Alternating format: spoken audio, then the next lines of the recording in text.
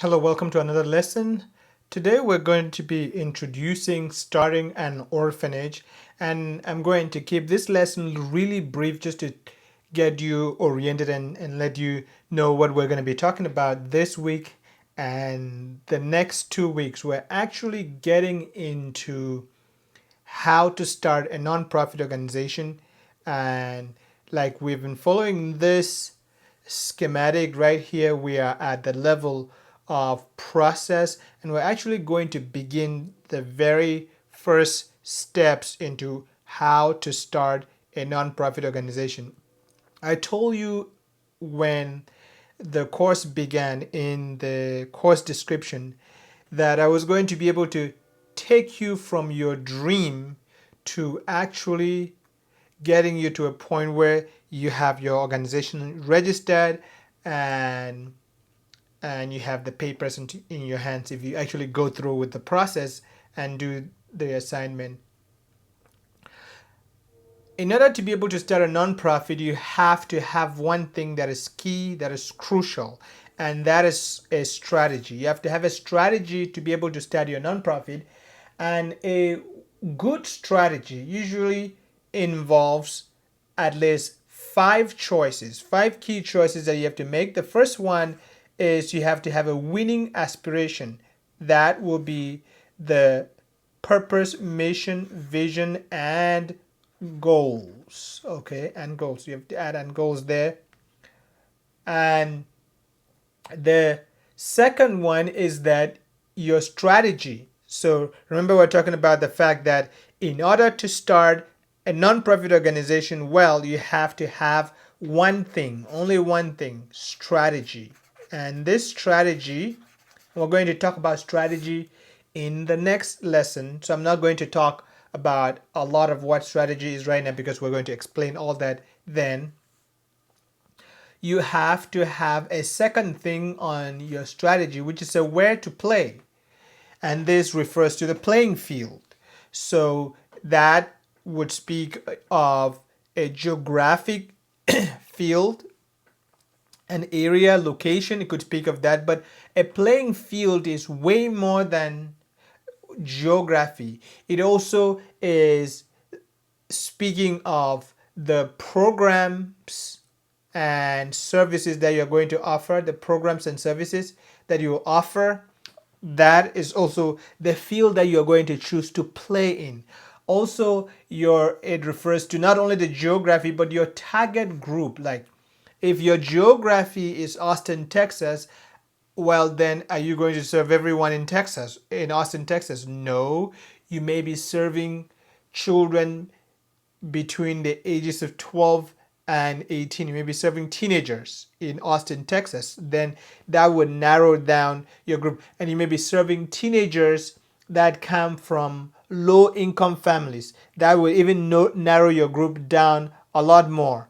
You could be serving teenagers that come from low income families and are Hispanic, have Hispanic heritage or African American heritage or Caucasian heritage. You could, you could basically narrow down your target group, but you have to have a target group. Okay, that's a that you need to have that, and you also have to have a way to get your programs and services to those people who need it. So you need a distribution channel of some sort. Now, a third thing you need is you need a how to win. You need a recipe for success. How actually are you going to win with these people? How actually are you going to fulfill your mission in these people? The recipe, the cookbook, okay? For you may, if your recipe, if your winning aspiration here was to cook some good food, for example, then how are you going to do it is going to happen right here. How are you going to cook that good food is going to happen right there. And you have to have some capabilities and resources. You have to have funding. Okay, you have to have reliable and diverse revenue streams. That's funding. Then you have to have good leadership, competent leadership. You need a good board of directors, and besides a board of directors, you also need good senior staff, and you need volunteers, good volunteers. All that goes under your capabilities and your resources, and you need core capabilities. And core capabilities refer to the aggregate of the skills and competencies of all the people that you have.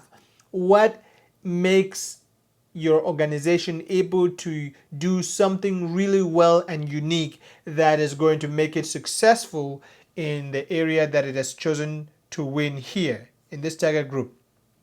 And you also need to have structures and systems in place, structures and management systems with an S in place to ensure that you could support your winning choices and capabilities, that you can support the people that are here. Because people, if they don't have a way to measure and evaluate and make sure they're doing well and have structures to be able to hold and support them and systems, then they will not be effective. So to have a good nonprofit, you need to have all these things.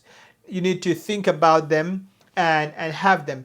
The more you have these qualities, the better your organization is going to be. So in order to kickstart our nonprofit starting lessons, series of lessons, basically, I'm going to start this week by introducing you to strategy, and we'll start talking about mission. Purpose, we'll not spend much time talking about it because the purpose of all work that children of God do is to glorify God. That's your purpose, to glorify God. And you could state it in any other way you want, but purpose has to do with why God called us. Like why. And all Christians have the same purpose. They have the same purpose, which also means all Christian organizations have the same purpose, which is to foster the work of Christ to the end of glorifying Jesus Christ. But then as you start learning what mission is and what vision is, and you will talk about core values and many other things and what goals mean and all that, you're going to learn a lot. And of course, later on in the course, we'll talk about actually how to register your nonprofit and go through other stages. We'll also talk about board, and this is just an introduction about many of these things we're talking about now. I'm just introducing you so that you know what is going on. Okay, I hope you enjoy the rest of this week.